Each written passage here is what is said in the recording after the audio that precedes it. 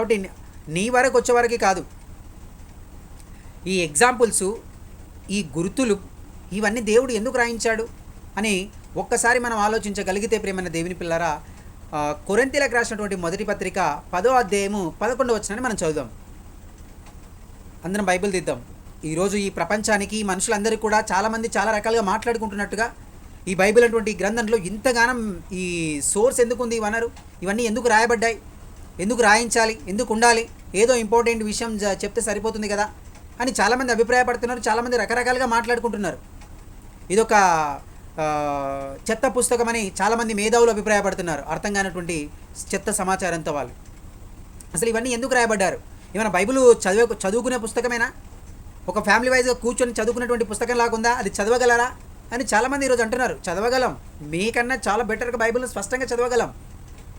పరిశుద్ధాత్మ ప్రేరణతో రాయించినటువంటి గ్రంథం బైబిల్. దీని చెత్త పుస్తకం అంటున్నాడేంటి? ఎవరికో జరిగినటువంటి చరిత్రలు మీకేం అవసరం లేదు కదా అంటున్నారు. ప్రియమైన దేవుని పిల్లరా, అందుకే కొరింథీయులకు రాసినటువంటి మొదటి పత్రిక 10వ అధ్యాయము 11వ వచనాన్ని ఒకసారి మనం చదువుదాం. చదవండి. ఈ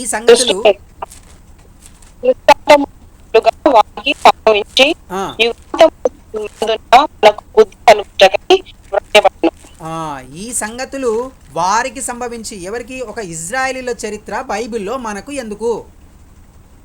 ఒక ఇజ్రాయేలీల చరిత్ర బైబిల్లో మనకెందుకు?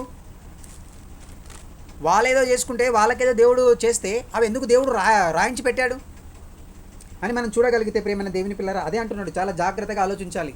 మనకెందుకు కొందరు వ్యక్తుల జీవితాలు కావచ్చు, కొన్ని సంఘటనలు కావచ్చు, కొన్ని వాళ్ళ జీవితాల్లో ఉన్నటువంటి మరి విపత్కరమైన పరిస్థితుల్లో కావచ్చు, అవన్నీ ఎందుకు దేవుడు ఇందులో రాయించాడు?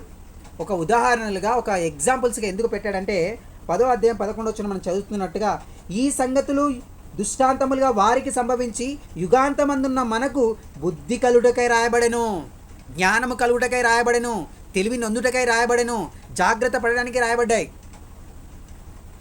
ఈ యుగాంతమందున్న మనకు బుద్ధి కలగాలని ఒక ఇజ్రాయేల్ చరిత్ర మనకు రాయబడింది.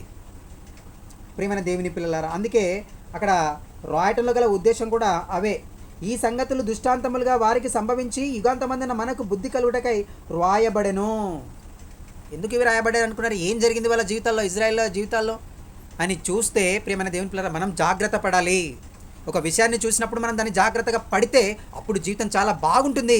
నా పిల్లలు జాగ్రత్త పడతారని ఈ ఎగ్జాంపుల్ అనేటువంటి గుర్తుల పుస్తకం, జాగ్రత్తల పుస్తకం అనేటువంటి బైబిల్ను నీకు పెట్టాడు ప్రతి వారి చరిత్రను. ప్రియమైన దేవుని పిల్లలారా,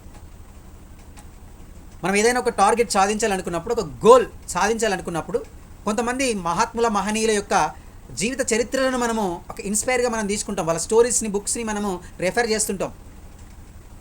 అలాగే ఈ ఆత్మీయ జీవితంలో మనం పడిపోతుంటామా, నిలబడతామా? కొన్నిసార్లు కొన్ని సాతాను యొక్క ప్రమేయం వల్ల జరిగిన వాటిలో ఎట్లా మనం ముందుకు వెళ్ళాలి, దేవుని ఎలా అర్థం చేసుకోవాలి, దేవుని ప్రణాళికను ఎలా మనం తుదముట్టించాలి, మనం ఈ లోకంలో ఉంటున్నప్పుడు ఎలా మలుచుకోవాలి, ఒక పరిశుద్ధ శిల్పంగా ఆత్మీయ జీవితాన్ని ఎలా కట్టుకోవాలనేటువంటి విషయంలో ప్రియమైన దేవుని పిల్లలు మనం ఎదగడానికి అవన్నీ రాయించాడు. యుగాంతమందున నీకు బుద్ధి కలగడానికి ప్రియమైన దేవుని పిల్లలు.